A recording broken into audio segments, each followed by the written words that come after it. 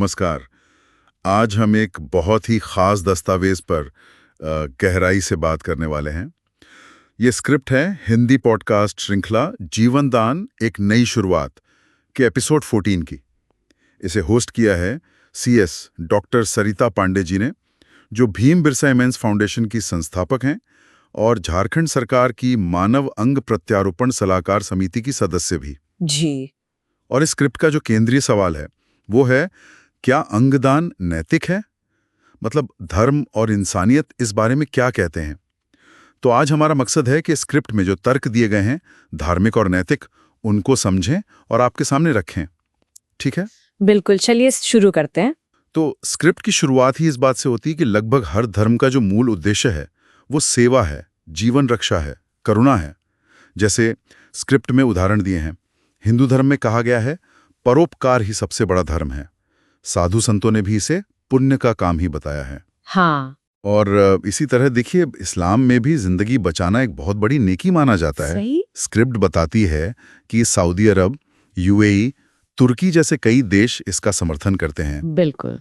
ईसाई धर्म में तो इसे जीवन का उपहार यानी गिफ्ट ऑफ लाइफ कहा गया है। पोप फ्रांसिस ने भी इसे मानवता की सेवा कहा है, ऐसा स्क्रिप्ट में लिखा है। बिल्कुल। और सिख, बौद्ध, जैन धर्मों में भी इसे सेवा भाव से ही जोड़ा गया है। हाँ, और यहाँ ये देखना वाकई दिलचस्प है कि स्क्रिप्ट कैसे इन अलग-अलग धार्मिक मान्यताओं को एक, आप कह सकती हैं, कॉमन धागे में पिरोती है।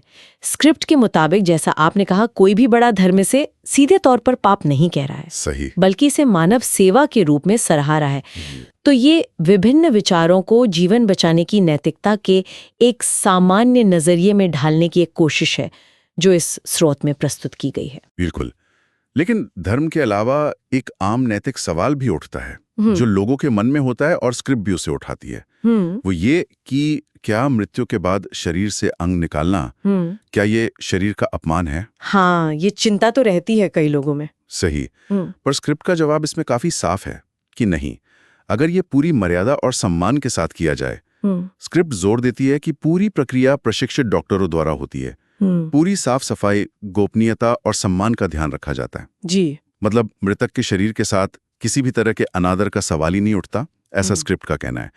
और फिर स्क्रिप्ट वो तर्क सामने रखती है जो वाकई सोचने पर मजबूर करता है। कौन सा? कि वही शरीर जो अब निष्क्रिय है, अगर वो किसी दूसरे इंसान को जीने का मौका दे सकता है, तो इससे बड़ा सम्मान और क्या हो सकता है? ये बहुत शक्तिशाली तर्क है ना? हाँ। ये पहलू वाकई सोचने लायक है। हाँ, और अगर हम स्क्रिप्ट के इस तर्क को थोड़ा और खोलकर देखें तो ये पूरी नैतिक बहस को शरीर के अपमान से हटाकर परिवर्तन और विरासत की तरफ ले जाती है। परिवर्तन और विरासत कैसे? मतलब ये कि शरीर की क्षमता मृत्यु के बाद भी एक सकारात्मक असर डालने की। यहाँ फोकस मृतक के शारीरिक अखंडता से ज्यादा उस व्यक्ति के जीवन पर चला जाता है जिसे अंग मिल सकता है। एक तरह से ये उल्लंघन नहीं, बल्कि जीवन का आगे बढ़ना है। अच्छा, समझ गया। तो धार्मिक और नैतिक पहलुओं के बाद स्क्रिप्ट इसके मानवीय पक्ष पर भी आती है। स्क्रिप्ट के मुताबिक इंसानियत के नजरिए से देखें तो अंगदान एक ऐसी कड़ी है जो एक इंसान को दूसरे से जोड़ती है, सीधा जिंदगी के लिए। बिल्कुल, जीवन देने वाली कड़ी। हाँ। स्क्रिप्ट में एक बहुत असरदार वाक्य का जिक्र है जिसका मतलब है, अंगदान करना अपने आप का कोई हिस्सा खोना नहीं है, ये तो अपनी मानवता को और आगे बढ़ाना है। बहुत खूब कहा गया है ना? स्क्रिप्ट इस बात पे बहुत जोर देती है कि मरने के बाद भी जीवन देने की संभावना है। सही। मतलब किसी माँ को उसका बेटा मिल जाए, किसी बेटी को पिता का साया, किसी बच्चे की दुनिया में फिर रोशनी आ जाए। हाँ, और स्क्रिप्ट यहाँ मानवता को कैसे परिभाषित कर रही है ये भी महत्वपूर्ण है। ये सिर्फ जैविक जीवन नहीं, बल्कि अपने अस्तित्व के बाद भी जीवन को प्रभावित करने, उसे विस्तार देने की क्षमता है।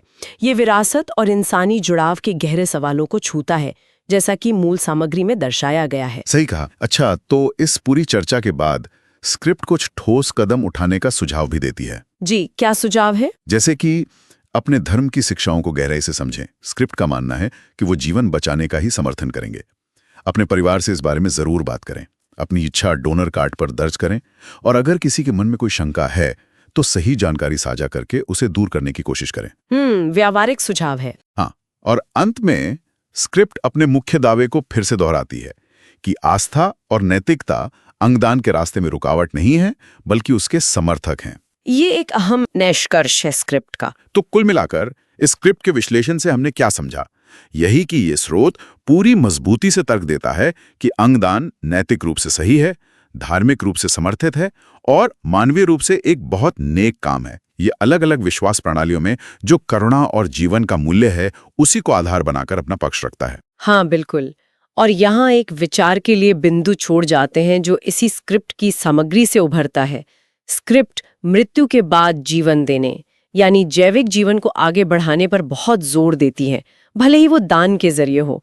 तो जीवन को इस तरह विस्तार देने पर ये जो तीव्र ध्यान है, ये आधुनिक समाज में मृत्यु, नश्वरता और अपनी छाप छोड़ने यानी विरासत को लेकर हमारे मूल्यों के बारे में क्या कहता है, इस पर सोचा जा सकता है। वाकई ये एक गहरा सवाल है जिस पर सोचने की जरूरत है।